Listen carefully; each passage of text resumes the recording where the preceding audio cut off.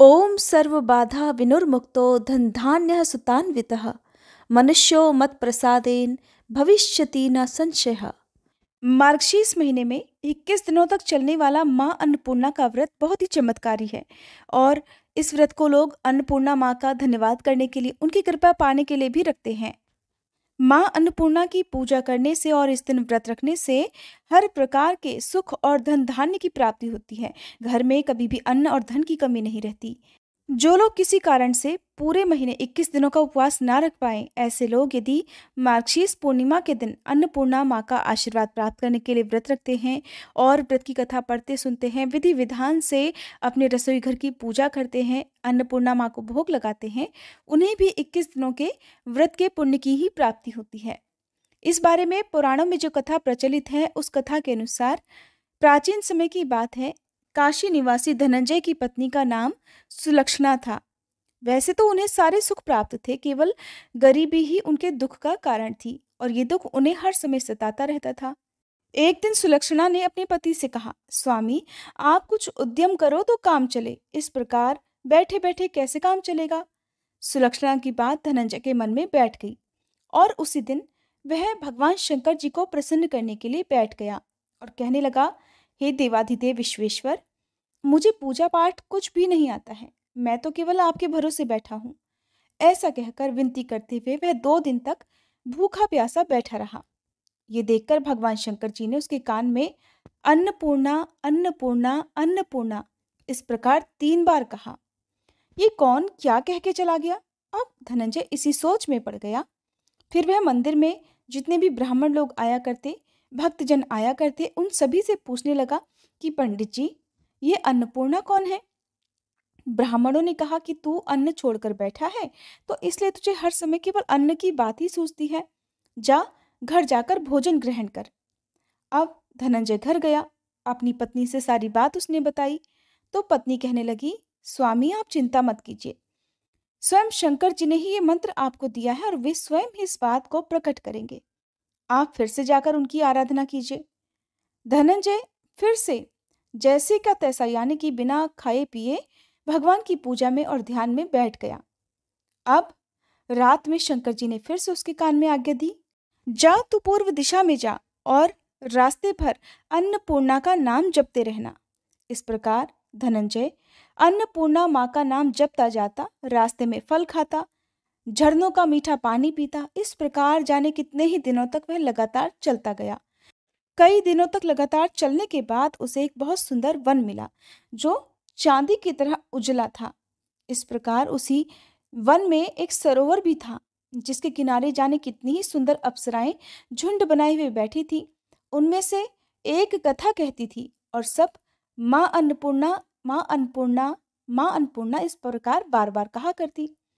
वह अगहन महीने की उजियारी रात थी और उसी दिन से ही व्रत का प्रारंभ था। जिस शब्द की खोज करने वह निकला था, धनंजय को उसे वही शब्द वहां भी सुनने को मिला। अब धनंजय ने हिम्मत जुटाकर उन सभी देवियों के पास जाकर पूछा कि हे देवियों, ये आप क्या कर रही हैं। तब उन सब ने कहा, हम माँ अन्नपूर्णा का व्रत करती हैं। तब धनंजय ने पूछा कि इस व्रत को करने से क्या मिलता है, इस पूजा का विधान क्या है, क्या किसी और ने भी इस व्रत को किया है, इस व्रत को कब किया जाता है, कैसे किया जाता है, इसकी विधि क्या है, कृपया आप सभी मुझसे भी बताइए। तब वे कहने लगी कि इस व्रत को सब कोई कर सकता है। 21 दिन तक के लिए 21 गांठ का सूत लेना चाहिए। अगर 21 दिन व्रत ना कर पाए तो केवल एक दिन भी उपवास कर सकते हैं। अगर एक दिन का उपवास करना भी संभव ना हो तो पूर्णिमा के दिन केवल कथा सुनकर प्रसाद ही ग्रहण कर लेना चाहिए। कथा सुनने से पहले कुछ भी ग्रहण ना करें, निराहार रहकर कथा कहें।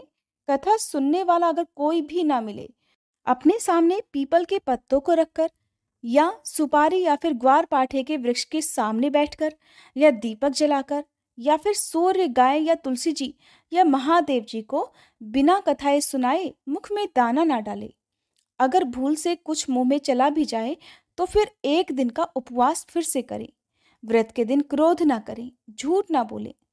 धनंजय बोला, इस व्रत को करने से मुझे क्या मिलेगा।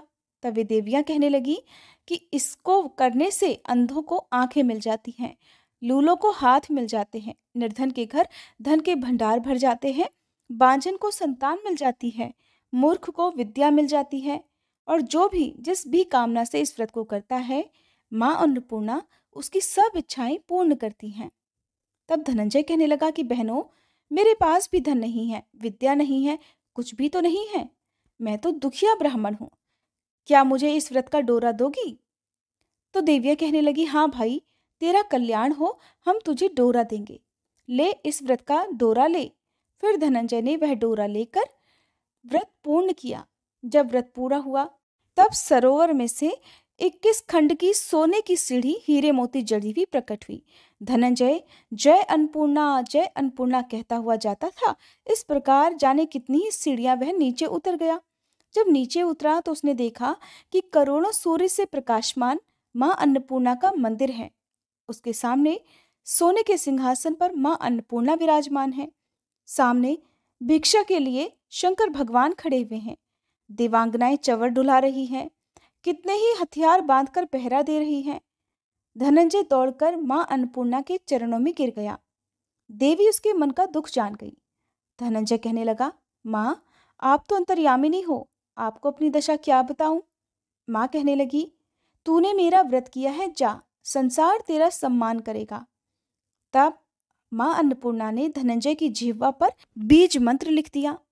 अब तो उसके रोम रोम में विद्या प्रकट हो गई। इतने में ही धनंजय ने देखा कि वो तो अपने घर के सामने खड़ा है। अब वह घर आ गया। मां अन्नपूर्णा का वरदान अपने साथ लेकर आया। अपनी पत्नी से उसने सारी बात कही। मां अन्नपूर्णा की कृपा से उसके घर में सुख और संपत्ति का, धन का भंडार भर गया। छोटा सा घर बहुत बड़ा गिना जाने लगा। जैसे शहद के छत्ते में सैकड़ों मधुमक्खियां जमा होती हैं, उसी प्रकार अनेक सगे संबंधी घर आ आकर उसकी तारीफें करने लगे। कहने लगे, इतना धन और इतना बड़ा घर, सुंदर संतान नहीं तो इस कमाई का कौन भोग करेगा? सुलक्षणा की कोई संतान तो है नहीं, इसलिए तुम दूसरा विवाह कर लो। मन ना होते हुए भी धनंजय को दूसरा विवाह करना पड़ा और सती सुलक्षणा को सौतन का दुख उठाना पड़ा। इस प्रकार दिन बीतते गए। फिर अगले साल अगहन का महीना आया। सुलक्षणा ने अपने नए बंधन से बंधे हुए पति से कहलवाया कि हम इस व्रत के प्रभाव से ही सुखी हुए हैं, इसलिए किसी भी प्रकार इस व्रत को छोड़ना नहीं चाहिए। ये मां अन्नपूर्णा का ही प्रताप है जो आज हम इतने संपन्न और सुखी हैं। सुलक्षणा की बात सुनकर धनंजय उसके यहाँ आया और व्रत में बैठ गया। नई बहू को इस व्रत की कोई खबर नहीं थी। वो तो धनंजय के आने की राह देख रही थी।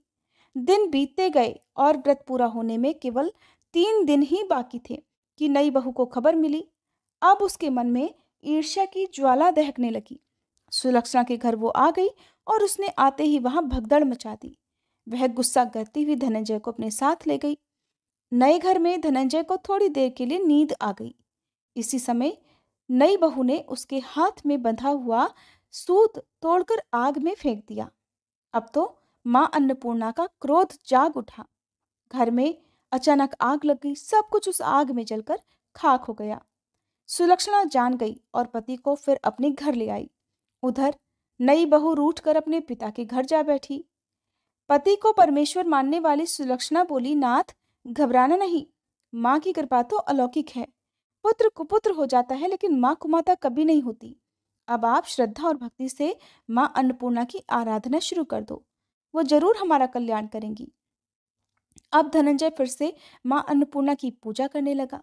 उसी प्रकार उसने पूजा की। फिर से वही सरोवर सीढ़ी प्रकट हुई। उसमें वह माँ अन्नपूर्णा का नाम लेकर उतर गया। वहां जाकर वह माँ के चरणों में रोने लगा। माँ प्रसन्न होकर बोली, ले, ये मेरे सोने की मूर्ति ले, तू उसकी पूजा करना, तू फिर से सुखी हो जाएगा। जा, तुझे मेरा आशीर्वाद है। तेरी पत्नी सुलक्षणा ने श्रद्धा से मेरा व्रत किया है, उसे मैंने पुत्र दे दिया है। धनंजय ने आंखें खोली तो फिर से अपने आप को घर के आगे पाया।